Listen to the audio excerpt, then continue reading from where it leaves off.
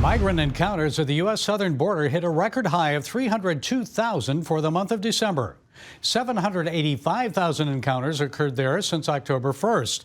So according to Pew Research, the foreign-born U.S. population hit a record high of 44.8 million people in 2018. So how might this administration's open border policy transform America in the years ahead? Well, our next guest urges the United States to follow the example of one of its closest East European allies if it hopes to safeguard its democracy and preserve Western civilization. Foreign policy analyst Dr. Shea Bradley-Ferrall is author of the new book, Last Warning to the West, Hungary's Triumph Over Communism and the Woke Agenda. Dr. Ferrall, it's good to talk with you. And I was in Hungary 8 years ago when tens of thousands of migrants flooded the border. The Hungarian government, of course, put up fencing, barbed wire along the border, bussed migrants out of the country, sent them to other European nations. People around the world criticize Hungary for doing that. So how can the United States follow that and still demonstrate compassion for people in need? Well, Gary, it's very simple, isn't it? They secured their border. They closed it.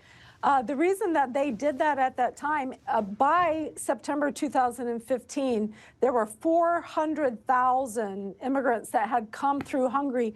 Just in those 9 months of that year, they had to declare a state of emergency, and they had to put fences up to take care of their country and their citizens.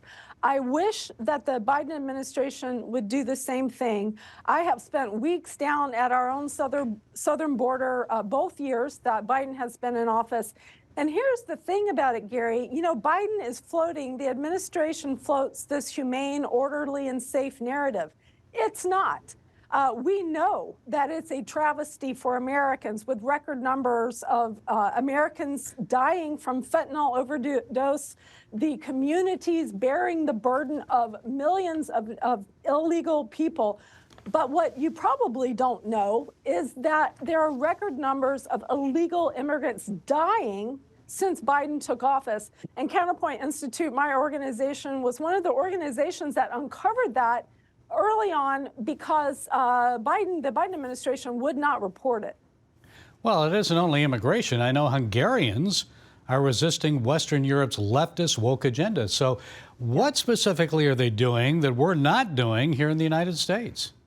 Well, they're standing their ground. Like I said, they have closed their borders. That's one of the reasons that the Biden administration and the EU cannot stand the Orban government. And you'll see so much bad about the Orban government in media, in leftist media. It's not true.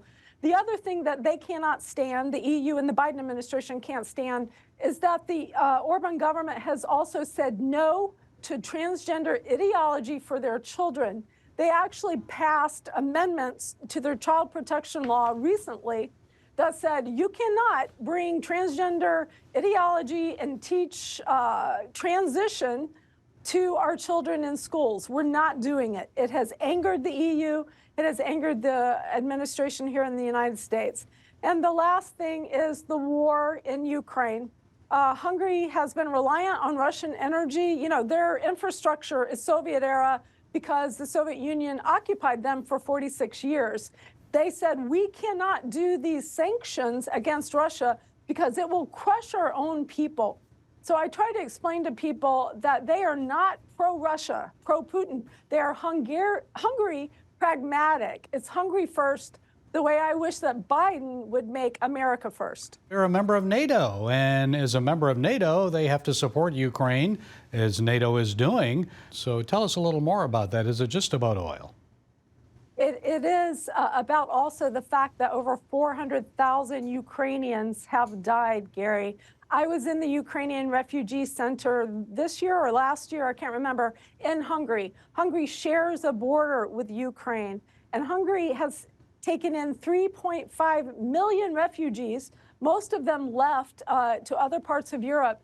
But the point is that Hungary took them in, paid for their medical care, paid for their plane, bus, whatever tickets to go where they wanted, did find jobs for the ones that wanted to stay. Also, that they know Ukraine can't win. I spent about 3 months this year in Central Europe, Over there, you see more of the real news, not the U.S. leftist, media or the European media, but the real news that the counteroffensive is not working. Infrastructure in Ukraine has been leveled, and it's just also a matter of compassion. They're not going to win. And let me just say this too. I do not believe, neither does Prime Minister Orban believe, that Russia will continue to move into NATO, because then he'd have 31 countries against him. He has made this a fight about NATO coming closer and closer to his border. We do military exercises as NATO on his border. It's like if he did them on our U.S. southern border. I am not apologizing for him. I do not like Putin, but I'm trying to explain what his strategy is behind this war.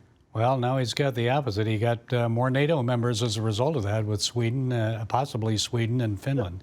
Okay, the new book, Last Warning to the West, Hungary's Triumph Over Communism and the Woke Agenda. Dr. Shea Bradley-Ferrall, thank you for being with us. We appreciate it. Thanks so much, Gary.